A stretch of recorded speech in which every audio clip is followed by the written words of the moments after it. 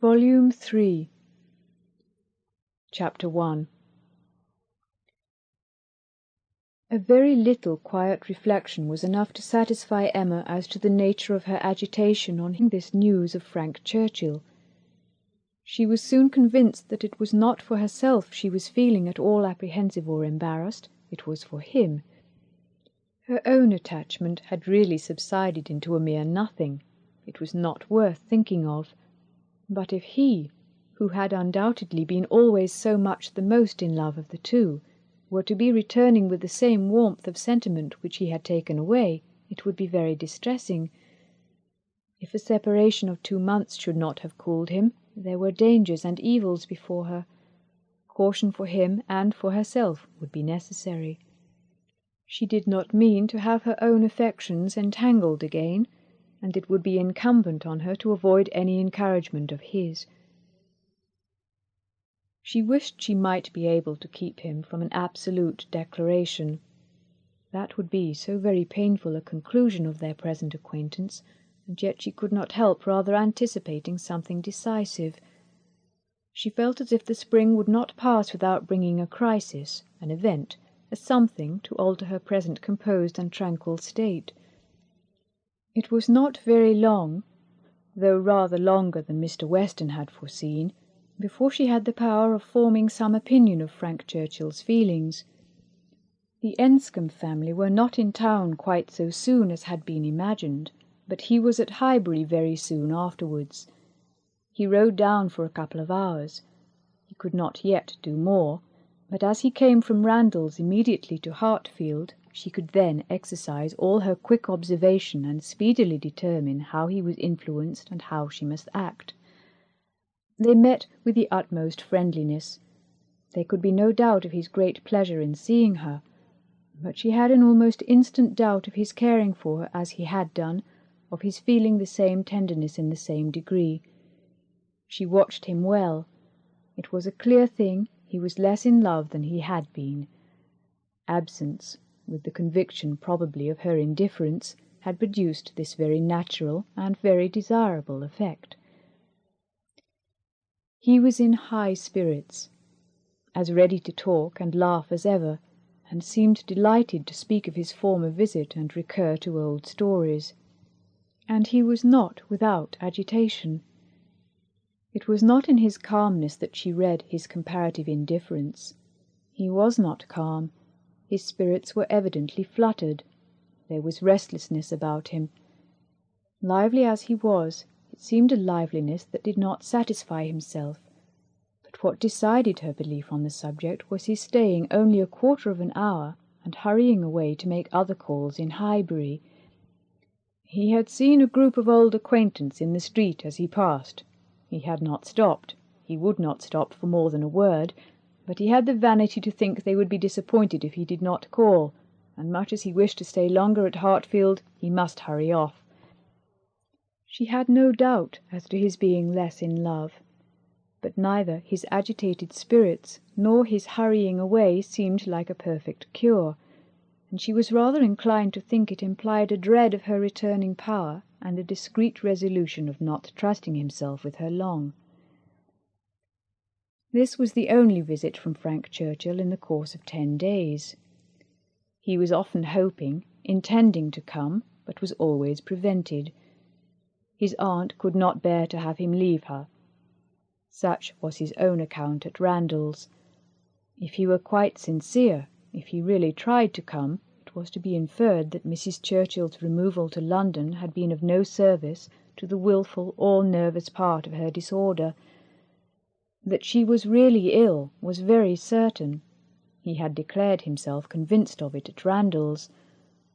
Though much might be fancy, he could not doubt, when he looked back, that she was in a weaker state of health than she had been half a year ago. He did not believe it to proceed from anything that care and medicine might not remove, or at least that she might not have many years of existence before her, but he could not be prevailed on, by all his father's doubts, to say that her complaints were merely imaginary or that she was as strong as ever. It soon appeared that London was not the place for her. She could not endure its noise.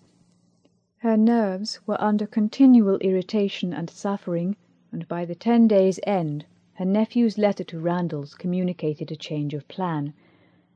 They were going to remove immediately to Richmond. Mrs. Churchill had been recommended to the medical skill of an eminent person there, and had otherwise a fancy for the place. A ready-furnished house in a favourite spot was engaged, and much benefit expected from the change. Emma heard that Frank wrote in the highest spirits of this arrangement, and seemed most fully to appreciate the blessing of having 2 months before him of such near neighbourhood to many dear friends, for the house was taken for May and June. She was told that now he wrote with the greatest confidence of being often with them, almost as often as he could even wish. Emma saw how Mr. Weston understood these joyous prospects. He was considering her as the source of all the happiness they offered. She hoped it was not so. 2 months must bring it to the proof. Mr. Weston's own happiness was indisputable. He was quite delighted. It was the very circumstance he could have wished for. Now it would be really having Frank in their neighbourhood. What were 9 miles to a young man? An hour's ride. He would be always coming over. The difference in that respect of Richmond and London was enough to make the whole difference in seeing him always and seeing him never. 16 miles, nay, 18, it must be full 18 to Manchester Street, was a serious obstacle. Were he ever able to get away, the day would be spent in coming and returning. There was no comfort in having him in London. He might as well be at Enscombe. But Richmond was the very distance for easy intercourse, better than nearer. One good thing was immediately brought to a certainty by this removal, the ball at the Crown. It had not been forgotten before, but it had been soon acknowledged vain to attempt to fix a day. Now, however, it was absolutely to be. Every preparation was resumed, and very soon after the Churchills had removed to Richmond, a few lines from Frank to say that his aunt felt already much better for the change, and that he had no doubt of being able to join them for 24 hours at any given time, induced them to name as early a day as possible. Mr. Weston's ball was to be a real thing. A very few to-morrows stood between the young people of Highbury and happiness. Mr. Woodhouse was resigned. The time of year lightened the evil to him. May was better for everything than February. Mrs. Bates was engaged to spend the evening at Hartfield. James had due notice, and he sanguinely hoped that neither dear little Henry nor dear little John would have anything the matter with them while dear Emma were gone. Chapter 2. No misfortune occurred again to prevent the ball. The day approached, the day arrived, and after a morning of some anxious watching, Frank Churchill, in all the certainty of his own self, reached Randalls before dinner, and everything was safe. No second meeting had there yet been between him and Emma.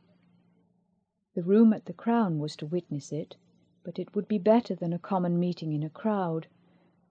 Mr. Weston had been so very earnest in his entreaties for her early attendance, for her arriving there as soon as possible after themselves, for the purpose of taking her opinion as to the propriety and comfort of the rooms before any other persons came, that she could not refuse him, and must therefore spend some quiet interval in the young man's company.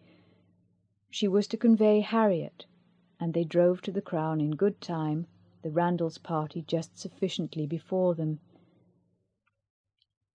Frank Churchill seemed to have been on the watch, and though he did not say much, his eyes declared that he meant to have a delightful evening. They all walked about together to see that everything was as it should be, and within a few minutes were joined by the contents of another carriage which Emma could not hear the sound of at first without great surprise. "So unreasonably early!" she was going to exclaim, but she presently found that it was a family of old friends who were coming, like herself, by particular desire, to help Mr. Weston's judgment, and they were so very closely followed by another carriage of cousins, who had been entreated to come early with the same distinguishing earnestness on the same errand, that it seemed as if half the company might soon be collected together for the purpose of preparatory inspection. Emma perceived that her taste was not the only taste on which Mr. Weston depended, and felt that to be the favourite and intimate of a man who had so many intimates and confidants was not the very first distinction in the scale of vanity. She liked his open manners, but a little less of open-heartedness would have made him a higher character. General benevolence, but not general friendship, made a man what he ought to be. She could fancy such a man. The whole party walked about and looked and praised again, and then, having nothing else to do, formed a sort of half-circle round the fire, to observe in their various modes, till other subjects were started, that though May, a fire in the evening was still very pleasant. Emma found that it was not Mr. Weston's fault that the number of privy councillors was not yet larger. They had stopped at Mrs. Bates's door to offer the use of their carriage, but the aunt and niece were to be brought by the Eltons. Frank was standing by her, but not steadily. There was a restlessness which showed a mind not at ease. He was looking about, he was going to the door, he was watching for the sound of other carriages, impatient to begin or afraid of always being near her. Mrs. Elton was spoken of. "I think she must be here soon," said he. "I have a great curiosity to see Mrs. Elton. I have heard so much of her. It cannot be long, I think, before she comes." A carriage was heard. He was on the move immediately, but coming back said, "I am forgetting that I am not acquainted with her. I have never seen either Mr. or Mrs. Elton. I have no business to put myself forward." Mr. and Mrs. Elton appeared, and all the smiles and the proprieties passed. "But Miss Bates and Miss Fairfax," said Mr. Weston, looking about. "We thought you were to bring them." The mistake had been slight. The carriage was sent for them now. Emma longed to know what Frank's first opinion of Mrs. Elton might be, how he was affected by the studied elegance of her dress and her smiles of graciousness. He was immediately qualifying himself to form an opinion by giving her very proper attention after the introduction had passed. In a few minutes the carriage returned. Somebody talked of rain. "I will see that there are umbrellas, sir," said Frank to his father. "Miss Bates must not be forgotten," and away he went. Mr. Weston was following, but Mrs. Elton detained him to gratify him by her opinion of his son, and so briskly did she begin that the young man himself, though by no means moving slowly, could hardly be out of hearing. "A very fine young man indeed, Mr. Weston. You know I candidly told you I should form my own opinion, and I am happy to say that I am extremely pleased with him. You may believe me. I never compliment. I think him a very handsome young man, and his manners are precisely what I like and approve, so truly the gentleman, without the least conceit or puppyism. You must know I have a vast dislike to puppies, quite a horror of them. They were never tolerated at Maple Grove. Neither Mr. Suckling nor me had ever any patience with them, and we used sometimes to say very cutting things. Selina, who is mild almost to a fault, bore with them much better." While she talked of his son, Mr. Weston's attention was chained, but when she got to Maple Grove, he could recollect that there were ladies just arriving to be attended to, and with happy smiles must hurry away. Mrs. Elton turned to Mrs. Weston. "I have no doubt of its being our carriage with Miss Bates and Jane. Our coachmen and horses are so extremely expeditious. I believe we drive faster than anybody. What a pleasure it is to send one's carriage for a friend. I understand you were so kind as to offer, but another time it will be quite unnecessary. You may be very sure I shall always take care of them." Miss Bates and Miss Fairfax, escorted by the two gentlemen, walked into the room. and Mrs. Elton seemed to think it as much her duty as Mrs. Weston's to receive them. Her gestures and movements might be understood by anyone who looked on like Emma, but her words, everybody's words, were soon lost under the incessant flow of Miss Bates, who came in talking, and had not finished her speech under many minutes after her being admitted into the circle at the fire. As the door opened, she was heard, "So very obliging of you. No rain at all, nothing to signify. I do not care for myself, quite thick shoes, and Jane declares, well," as soon as she was within the door, "well, this is brilliant indeed. This is admirable. Excellently contrived, upon my word. Nothing wanting. Could not have imagined it. So well lighted up. Jane, Jane, look. Did you ever see anything? Oh, Mr. Weston, you must really have had Aladdin's lamp. Good Mrs. Stokes would not know her own room again. I saw her as I came in. She was standing in the entrance. Oh, Mrs. Stokes, said I, but I had not time for more. She was now met by Mrs. Weston. Very well, I thank you, ma'am. I hope you are quite well. Very happy to hear it. So afraid you might have a headache. Seeing you pass by so often and knowing how much trouble you must have. Delighted to hear it indeed. Ah, dear Mrs. Elton, so obliged to you for the carriage. Excellent time. Jane and I quite ready. Did not keep the horses a moment. Most comfortable carriage. Oh, and I am sure our thanks are due to you, Mrs. Weston, on that score. Mrs. Elton had most kindly sent Jane a note, or we should have been. But 2 such offers in one day. Never were such neighbours, I said to my mother. Upon my word, ma'am. Thank you. My mother is remarkably well. Gone to Mr. Woodhouse's. I made her take her shawl, for the evenings are not warm. Her large new shawl, Mrs. Dixon's wedding present. So kind of her to think of my mother. Bought at Weymouth, you know. Mr. Dixon's choice. There were 3 others, Jane says, which they hesitated about some time. Colonel Campbell rather preferred an olive. My dear Jane, are you sure you did not wet your feet? It was but a drop or 2, but I am so afraid. But Mr. Frank Churchill was so extremely, and there was a mat to step upon. I shall never forget his extreme politeness. Oh, Mr. Frank Churchill, I must tell you my mother's spectacles have never been in fault since. The rivet never came out again. My mother often talks of your good nature. Does not she, Jane? Do not we often talk of Mr. Frank Churchill? Ah, here's Miss Woodhouse. Dear Miss Woodhouse, how do you do? Very well, I thank you, quite well. This is meeting quite in fairyland. Such a transformation! Must not compliment, I know, eyeing Emma most complacently. That would be rude. But upon my word, Miss Woodhouse, you do look... How do you like Jane's hair? You are a judge. She did it all herself. Quite wonderful how she does her hair. No hairdresser from London, I think, could... Ah, Dr. Hughes, I declare, and Mrs. Hughes. Must go and speak to Dr. and Mrs. Hughes for a moment. How do you do? How do you do? Very well, I thank you. This is delightful, is not it? Where's dear Mr. Richard? Oh, there he is.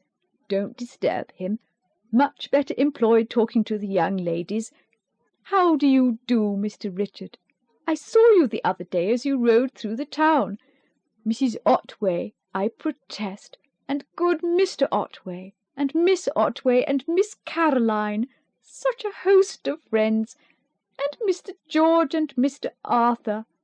How do you do? How do you all do? Quite well. I am much obliged to you. Never better. Don't I hear another carriage? Who can this be?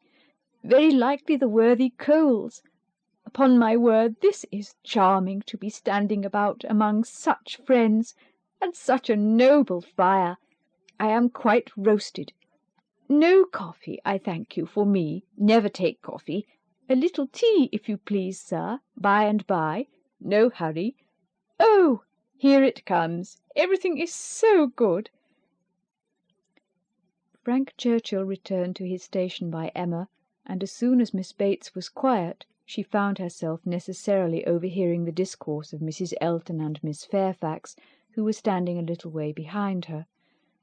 He was thoughtful. Whether he were overhearing too, she could not determine. After a good many compliments to Jane on her dress and look, compliments very quietly and properly taken, Mrs. Elton was evidently wanting to be complimented herself, and it was, "How do you like my gown? How do you like my trimming? How has Wright done my hair?"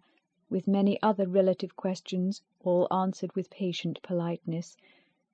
Mrs. Elton then said, "Nobody can think less of dress in general than I do, but upon such an occasion as this, when everybody's eyes are so much upon me, and in compliment to the Westons, who I have no doubt are giving this ball chiefly to do me honour, I would not wish to be inferior to others, and I see very few pearls in the room except mine.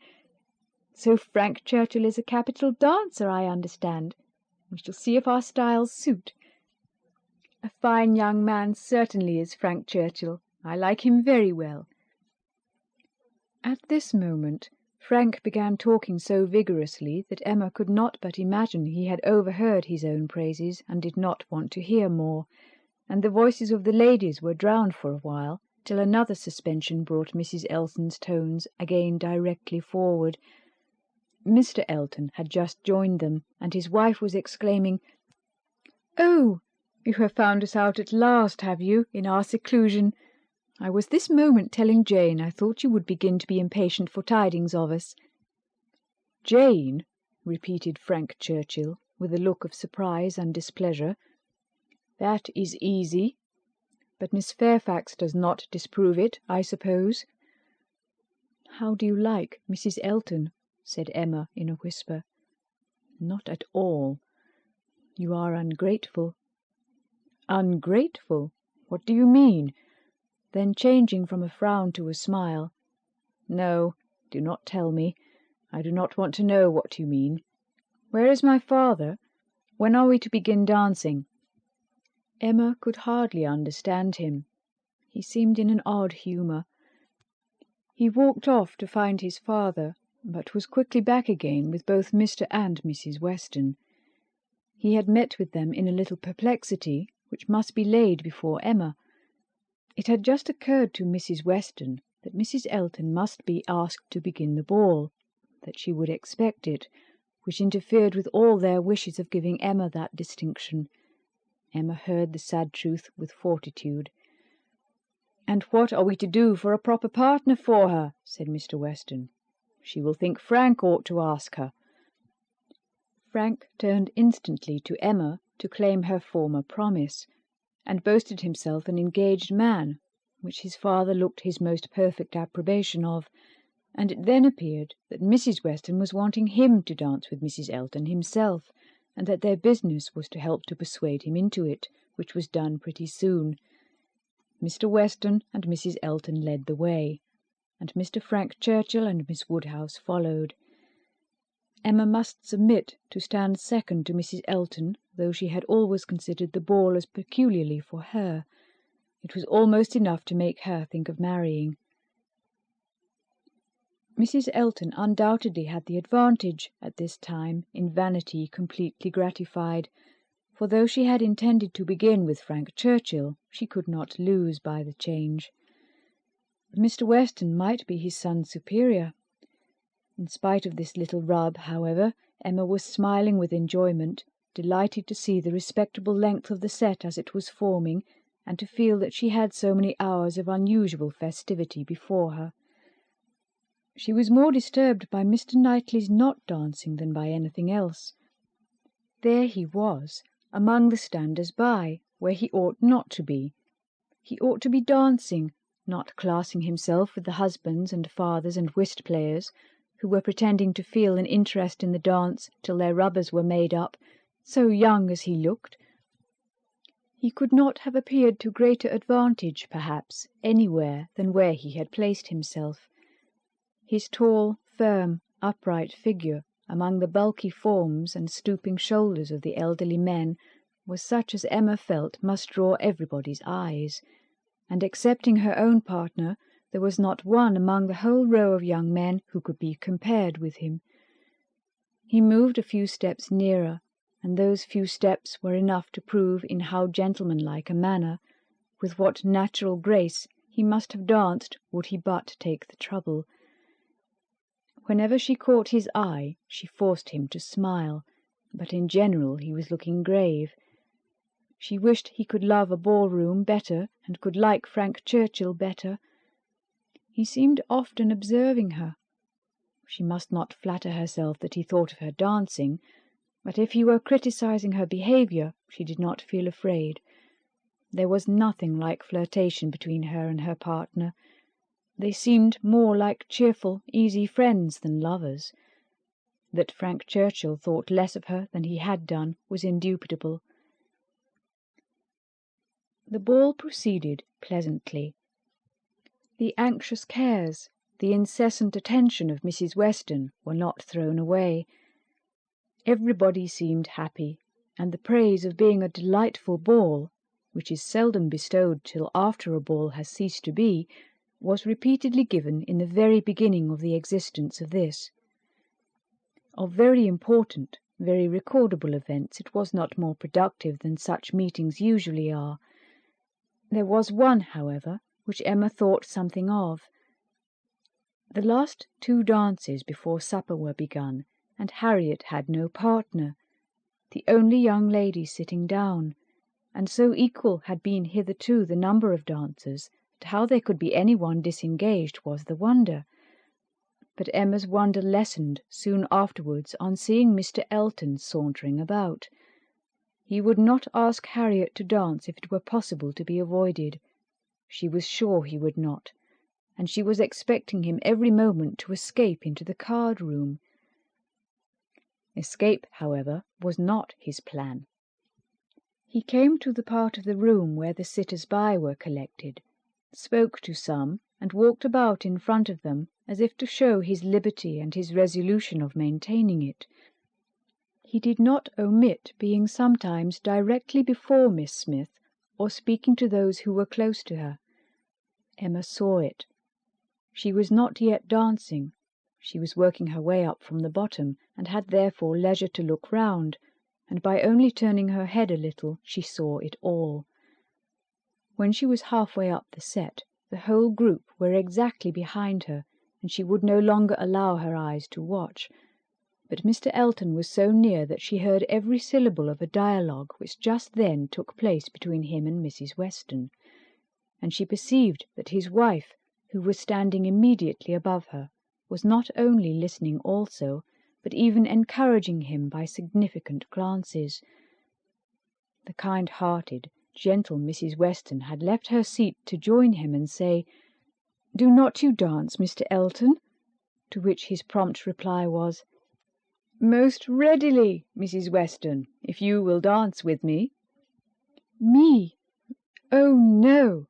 I would get you a better partner than myself. I am no dancer." "If Mrs. Gilbert wishes to dance," said he, "I shall have great pleasure, I am sure, for though beginning to feel myself rather an old married man, and that my dancing days are over, it would give me very great pleasure at any time to stand up with an old friend like Mrs. Gilbert." "Mrs. Gilbert does not mean to dance, but there is a young lady disengaged whom I should be very glad to see dancing, Miss Smith." "Miss Smith? Oh, I had not observed. You are extremely obliging, and if I were not an old married man, but my dancing days are over, Mrs. Weston, you will excuse me. Anything else I should be most happy to do at your command, but my dancing days are over." Mrs. Weston said no more, and Emma could imagine with what surprise and mortification she must be returning to her seat. This was Mr. Elton, the amiable, obliging, gentle Mr. Elton. She looked round for a moment. He had joined Mr. Knightley at a little distance, and was arranging himself for settled conversation, while smiles of high glee passed between him and his wife. She would not look again. Her heart was in a glow, and she feared her face might be as hot. In another moment a happier sight caught her. Mr. Knightley leading Harriet to the set. Never had she been more surprised, seldom more delighted than at that instant.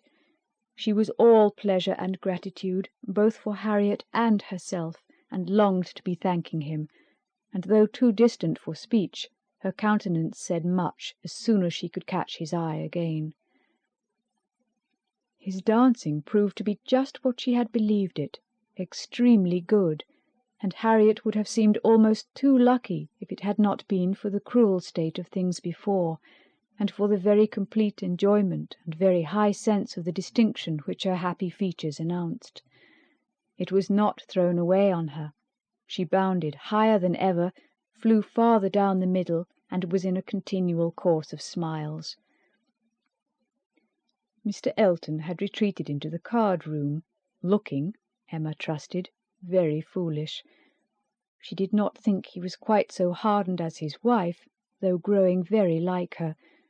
She spoke some of her feelings by observing audibly to her partner, "Knightley has taken pity on poor little Miss Smith. Very good-natured, I declare." Supper was announced. The move began, and Miss Bates might be heard from that moment without interruption till her being seated at table and taking up her spoon. "Jane, Jane, my dear, where are you? Here is your tippet. Mrs. Weston begs you to put on your tippet. She says she is afraid there will be draughts in the passage, though everything has been done, one door nailed up, quantities of matting. My dear Jane, indeed you must. Mr. Churchill, oh, you are too obliging. How well you put it on. So gratified. Excellent dancing indeed. Yes, my dear, I ran home, as I said I should, to help grandmamma to bed, and got back again, and nobody missed me. I set off without saying a word, just as I told you. Grandmamma was quite well, had a charming evening with Mr. Woodhouse, a vast deal of chat and backgammon. Tea was made downstairs, biscuits and baked apples and wine before she came away. Amazing luck in some of her throws, and she inquired a great deal about you, how you were amused, and who were your partners. Oh, said I shall not forestall Jane. I left her dancing with Mr. George Otway. She will love to tell you all about it herself tomorrow. Her first partner was Mr. Elton. I do not know who will ask her next. Perhaps Mr. William Cox. My dear sir, you are too obliging. Is there nobody you would not rather? I am not helpless. Sir, you are most kind. Upon my word, Jane on one arm and me on the other. Stop, stop, let us stand a little back. Mrs. Elton is going. Dear Mrs. Elton, how elegant she looks. Beautiful lace. Now we all follow in her train. Quite the queen of the evening. Well, here we are at the passage. 2 steps. Jane, take care of the 2 steps. Oh, no, there is but one. Well, I was persuaded there were 2. How very odd. I was convinced there were 2, and there is but one. I never saw anything equal to the comfort and style. Candles everywhere. I was telling you of your grandmamma, Jane. There was a little disappointment. The baked apples and biscuits, excellent in their way, you know, but there was a delicate fricassee of sweetbread and some asparagus brought in at first, and good Mr. Woodhouse, not thinking the asparagus quite boiled enough, sent it all out again. Now there is nothing grandmamma loves better than sweetbread and asparagus, so she was rather disappointed, but we agreed we would not speak of it to anybody, for fear of its getting round to dear Miss Woodhouse, who would be so very much concerned. Well, This is brilliant. I am all amazement. Could not have supposed anything. Such elegance and profusion. I have seen nothing like it since. Well, where shall we sit? Where shall we sit? Anywhere so that Jane is not in a draught. Where I sit is of no consequence. Oh, do you recommend this side? Well, I am sure, Mr. Churchill, only it seems too good, but just as you please. What you direct in this house cannot be wrong. Dear Jane, how shall we ever recollect half the dishes for grandmamma? Soup, too! Bless me! I should not be helped so soon, but it smells most excellent, and I cannot help beginning. Emma had no opportunity of speaking to Mr. Knightley till after supper, but when they were all in the ball-room again, her eyes invited him irresistibly to come to her and be thanked. He was warm in his reprobation of Mr. Elton's conduct. It had been unpardonable rudeness, and Mrs. Elton's looks also received the due share of censure. "They aimed at wounding more than Harriet," said he. "Emma, why is it that they are your enemies?" He looked with smiling penetration, and on receiving no answer added, "She ought not to be angry with you, I suspect, whatever he may be. To that surmise you say nothing, of course. But confess, Emma, that you did want him to marry Harriet." "I did," replied Emma, "and they cannot forgive me."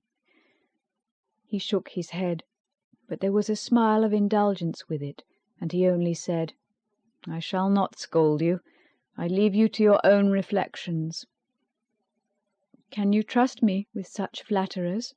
Does my vain spirit ever tell me I am wrong?" "Not your vain spirit, but your serious spirit. If one leads you wrong, I am sure the other tells you of it." "I do own myself to have been completely mistaken in Mr. Elton.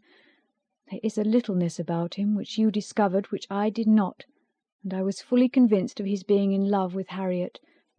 It was through a series of strange blunders.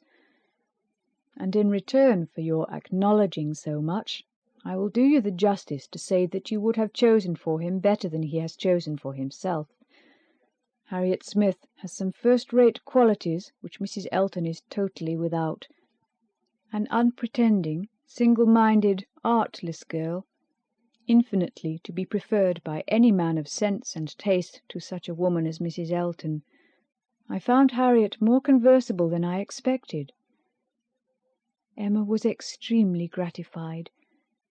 They were interrupted by the bustle of Mr. Weston calling on everybody to begin dancing again. "Come, Miss Woodhouse, Miss Otway, Miss Fairfax, what are you all doing? Come, Emma, set your companions the example. Everybody is lazy. Everybody is asleep." "I am ready," said Emma, "whenever I am wanted." "Whom are you going to dance with?" asked Mr. Knightley. She hesitated a moment and then replied, "With you, if you will ask me." "Will you?" said he, offering his hand. "Indeed I will. You have shown that you can dance, and you know we are not really so much brother and sister as to make it at all improper." "Brother and sister! No, indeed." Chapter 3. This little explanation with Mr. Knightley gave Emma considerable pleasure. It was one of the agreeable recollections of the ball which she walked about the lawn the next morning to enjoy. She was extremely glad that they had come to so good an understanding respecting the Eltons, and that their opinions of both husband and wife were so much alike, and his praise of Harriet, his concession in her favour, was peculiarly gratifying.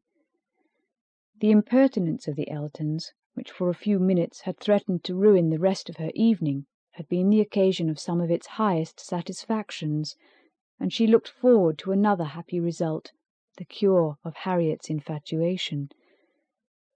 From Harriet's manner of speaking of the circumstance before they quitted the ball-room, she had strong hopes.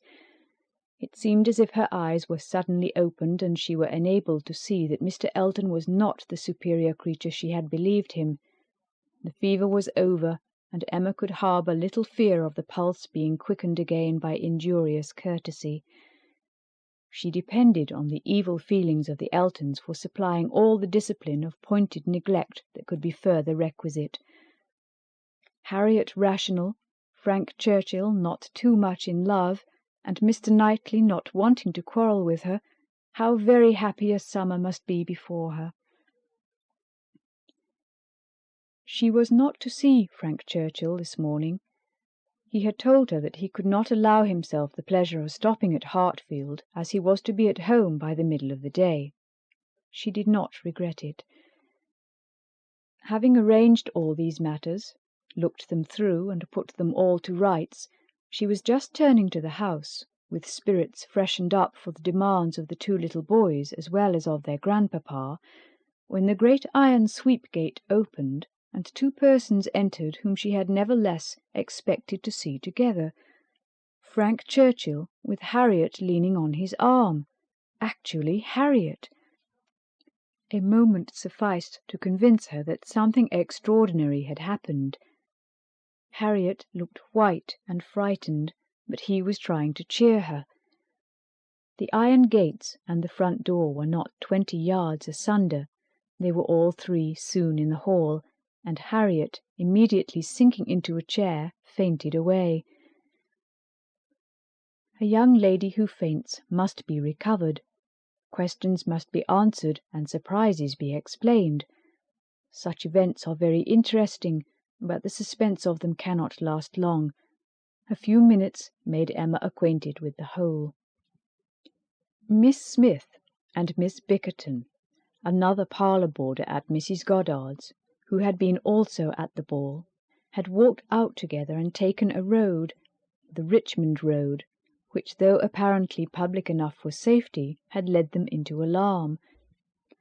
About half a mile beyond Highbury, making a sudden turn, and deeply shaded by elms on each side, it became for a considerable stretch very retired, and when the young ladies had advanced some way into it, they had suddenly perceived, at a small distance before them, on a broader patch of greensward by the side, a party of gipsies. A child on the watch came directly towards them to beg, and Miss Bickerton, excessively frightened, gave a great scream, and calling on Harriet to follow her, ran up a steep bank, cleared a slight hedge at the top, and made the best of her way by a short cut back to Highbury. But poor Harriet could not follow. She had suffered very much from cramp after dancing, and her first attempt to mount the bank brought on such a return of it as made her absolutely powerless, and in this state, and exceedingly terrified, she had been obliged to remain. How the trampers might have behaved had the young ladies been more courageous must be doubtful, but such an invitation for attack could not be resisted, and Harriet was soon assailed by half a dozen children, headed by a stout woman and a great boy, all clamorous and impertinent in look, though not absolutely in word. More and more frightened, she immediately promised them money, and taking out her purse gave them a shilling, and begged them not to want more or to use her ill. She was then able to walk, though but slowly, and was moving away, but her terror and her purse were too tempting, and she was followed, or rather surrounded, by the whole gang, demanding more. In this state Frank Churchill had found her, she trembling and conditioning, they loud and insolent. By a most fortunate chance, his leaving Highbury had been delayed so as to bring him to her assistance at this critical moment. The pleasantness of the morning had induced him to walk forward and leave his horses to meet him by another road, a mile or two beyond Highbury, and happening to have borrowed a pair of scissors the night before of Miss Bates, and to have forgotten to restore them, he had been obliged to stop at her door and go in for a few minutes. He was, therefore, later than he had intended, and being on foot, was unseen by the whole party till almost close to them. The terror which the woman and boy had been creating in Harriet was then their own portion. He had left them completely frightened, and Harriet, eagerly clinging to him and hardly able to speak, had just strength enough to reach Hartfield before her spirits were quite overcome. It was his idea to bring her to Hartfield. He had thought of no other place. This was the amount of the whole story, of his communication and of Harriet's, as soon as she had recovered her senses and speech. He dared not stay longer than to see her well.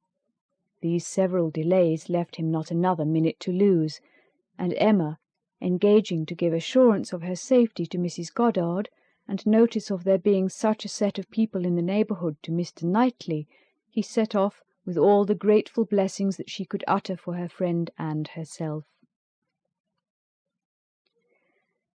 Such an adventure as this, a fine young man and a lovely young woman thrown together in such a way, could hardly fail of suggesting certain ideas to the coldest heart and the steadiest brain. So Emma thought, at least. Could a linguist, could a grammarian, could even a mathematician have seen what she did, have witnessed their appearance together and heard their history of it, without feeling that circumstances had been at work to make them peculiarly interesting to each other? How much more must an imaginist like herself be on fire with speculation and foresight, especially with such a groundwork of anticipation as her mind had already made. It was a very extraordinary thing. Nothing of the sort had ever occurred before to any young ladies in the place within her memory, no rencontre, no alarm of the kind, and now it had happened to the very person and at the very hour when the other very person was chancing to pass by to rescue her. It certainly was very extraordinary, and knowing as she did the favourable state of mind of each at this period, it struck her the more. He was wishing to get the better of his attachment to herself, she just recovering from her mania for Mr. Elton. It seemed as if everything united to promise the most interesting consequences. It was not possible that the occurrence should not be strongly recommending each to the other.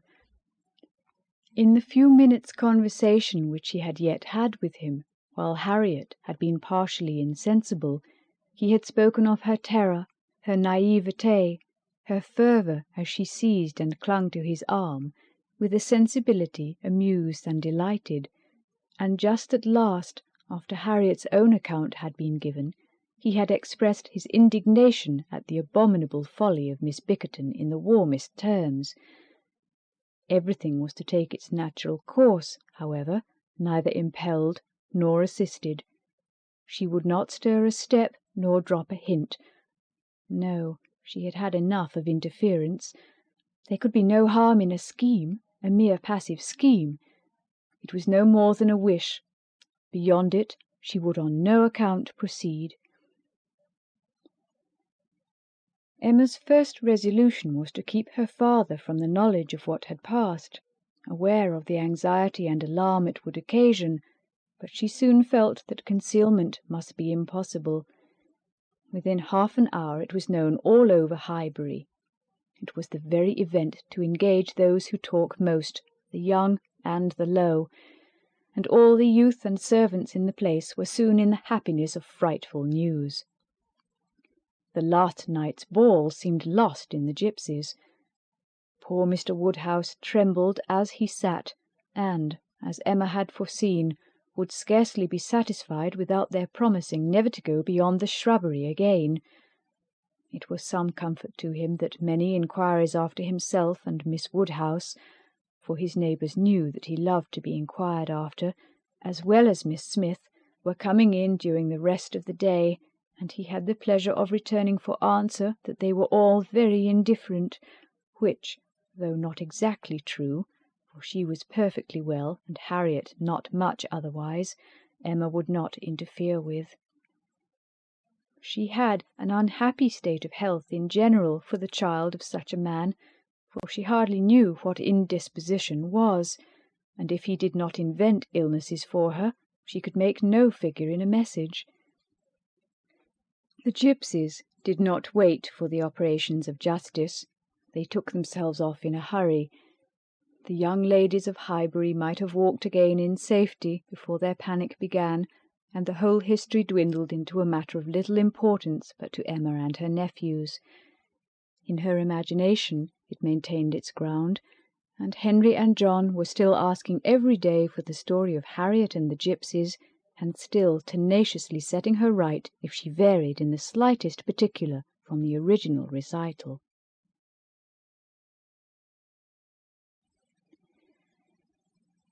Chapter 4.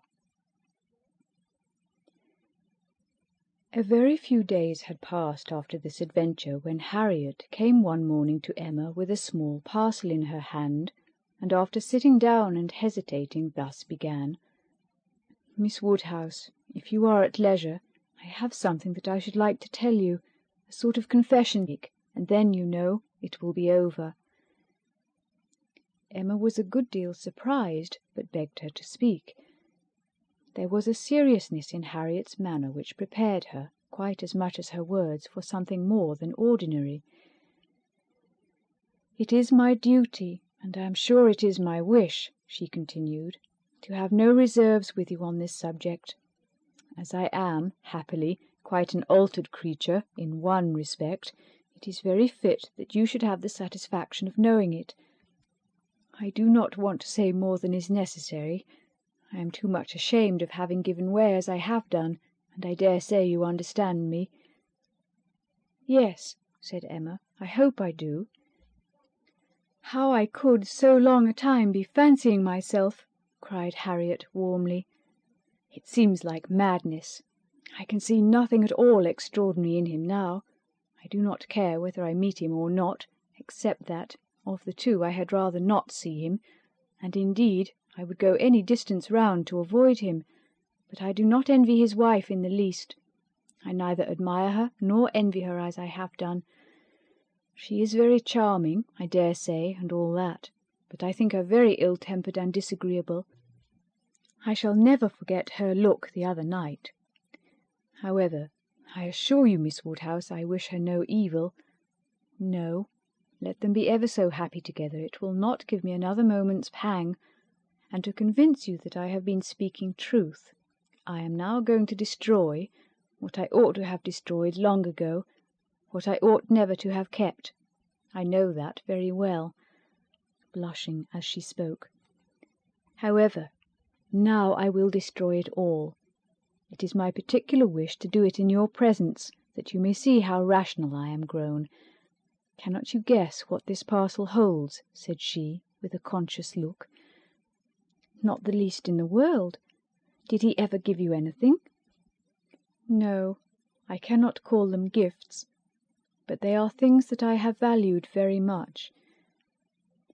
She held the parcel towards her, and Emma read the words, "Most precious treasures," on the top. Her curiosity was greatly excited. Harriet unfolded the parcel, and she looked on with impatience. Within abundance of silver paper was a pretty little Tunbridge-ware box, which Harriet opened. It was well lined with the softest cotton, but excepting the cotton, Emma saw only a small piece of court plaster. "Now," said Harriet, "you must recollect." "No, indeed, I do not." "Dear me! I should not have thought it possible you could forget what passed in this very room about court plaster, one of the very last times we ever met in it. It was but a very few days before I had my sore throat, just before Mr. and Mrs. John Knightley came, I think the very evening. Do not you remember his cutting his finger with your new penknife, and your recommending court plaster?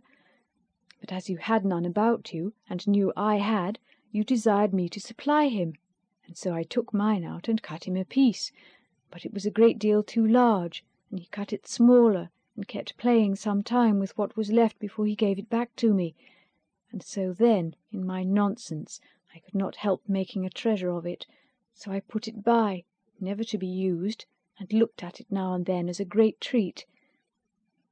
"My dearest Harriet," cried Emma, putting her hand before her face and jumping up, "you make me more ashamed of myself than I can bear. Remember it. Aye, I remember it all now, all except your saving this relic. I knew nothing of that till this moment. But the cutting of the finger, and my recommending court plaster and saying I had none about me. Oh, my sins, my sins! And I had plenty all the while in my pocket. One of my senseless tricks. I deserve to be under a continual blush all the rest of my life. Well," sitting down again, "go on. What else?" "And you really had some at hand yourself? I'm sure I never suspected it, you did it so naturally. And so you actually put this piece of court plaster by for his sake," said Emma, recovering from her state of shame and feeling divided between wonder and amusement. And secretly she added to herself, "Lord bless me! When should I ever have thought of putting by in cotton a piece of court plaster that Frank Churchill had been pulling about? I never was equal to this." "Here," resumed Harriet, turning to her box again, "here is something still more valuable. I mean that has been more valuable, because this is what did really once belong to him, which the court plaster never did." Emma was quite eager to see this superior treasure. It was the end of an old pencil, the part without any lead. "This was really his," said Harriet. "Do not you remember one morning? No, I dare say you do not. But one morning, I forget exactly the day, but perhaps it was the Tuesday or Wednesday before that evening, he wanted to make a memorandum in his pocket-book. It was about spruce beer. Mr. Knightley had been telling him something about brewing spruce beer, and he wanted to put it down. But when he took out his pencil, there was so little lead that he soon cut it all away, and it would not do, so you lent him another, and this was left upon the table as good for nothing.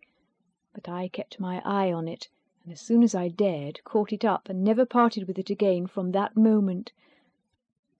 "I do remember it," cried Emma. "I perfectly remember it. Talking about spruce beer. Oh, yes. Mr. Knightley and I both saying we liked it, and Mr. Elton seeming resolved to learn to like it too. I perfectly remember it. Stop. Mr. Knightley was standing just here, was not he? I have an idea he was standing just here. Ah, I do not know. I cannot recollect. It is very odd, but I cannot recollect. Mr. Elton was sitting here, I remember, much about where I am now." "Well, go on." "Oh, that's all. I have nothing more to show you or to say, except that I am now going to throw them both behind the fire, and I wish you to see me do it." "My poor Harriet, and have you actually found happiness in treasuring up these things?" "Yes, simpleton as I was, but I am quite ashamed of it now, and I wish I could forget as easily as I can burn them. It was very wrong of me, you know, to keep any remembrances after he was married. I knew it was, but had not resolution enough to part with them." "But, Harriet, is it necessary to burn the court plaster? I have not a word to say for the bit of old pencil, but the court plaster might be useful." "I shall be happier to burn it," replied Harriet. "It has a disagreeable look to me. I must get rid of everything. There it goes, and there is an end, thank heaven, of Mr. Elton." "And when," thought Emma, "will there be a beginning of Mr. Churchill?" She had soon afterwards reason to believe that the beginning was already made, and could not but hope that the gipsy, though she had told no fortune, might be proved to have made Harriet's. About a fortnight after the alarm they came to a sufficient explanation, and quite undesignedly. Emma was not thinking of it at the moment, which made the information she received more valuable.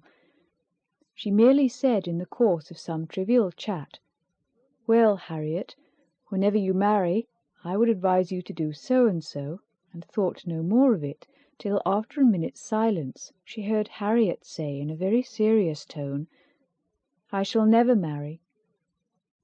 Emma then looked up and immediately saw how it was, and after a moment's debate as to whether it should pass unnoticed or not, replied, "Never marry! This is a new resolution." "It is one that I shall never change, however." After another short hesitation, "I hope it does not proceed from... I hope it is not in compliment to Mr. Elton." "Mr. Elton, indeed!" cried Harriet indignantly. "Oh, no!"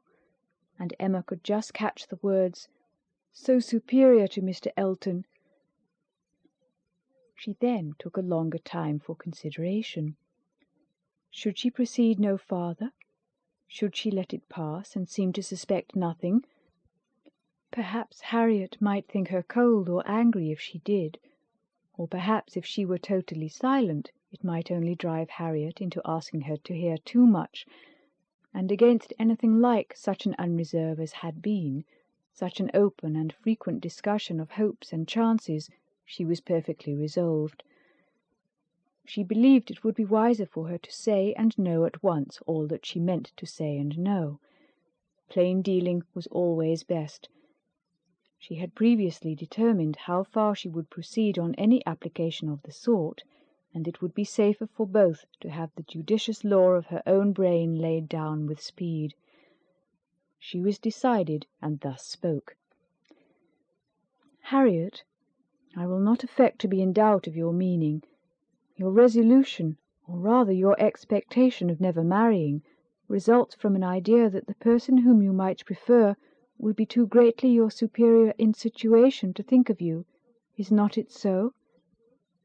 "Oh, Miss Woodhouse, believe me, I have not the presumption to suppose, indeed I am not so mad, but it is a pleasure to me to admire him at a distance, and to think of his infinite superiority to all the rest of the world, with the gratitude, wonder, and veneration which are so proper, in me especially. I am not at all surprised at you, Harriet. The service he rendered you was enough to warm your heart." "Service! Oh, it was such an inexpressible obligation! The very recollection of it, and all that I felt at the time when I saw him coming, his noble look, and my wretchedness before, such a change! In one moment such a change! From perfect misery to perfect happiness. It is very natural. It is natural, and it is honourable. Yes, honourable, I think, to choose so well and so gratefully. But that it will be a fortunate preference is more than I can promise. I do not advise you to give way to it, Harriet. I do not by any means engage for its being returned. Consider what you are about. Perhaps it will be wisest in you to check your feelings while you can. At any rate, do not let them carry you far unless you are persuaded of his liking you.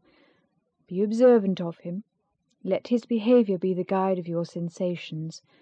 I give you this caution now because I shall never speak to you again on the subject. I am determined against all interference. Henceforward I know nothing of the matter. Let no name ever pass our lips. We were very wrong before. We will be cautious now. He is your superior, no doubt, and there do seem objections and obstacles of a very serious nature. But yet, Harriet, more wonderful things have taken place. There have been matches of greater disparity. But take care of yourself. I would not have you too sanguine. Though, however it may end, be assured that your raising your thoughts to him is a mark of good taste which I shall always know how to value." Harriet kissed her hand in silent and submissive gratitude. Emma was very decided in thinking such an attachment no bad thing for her friend.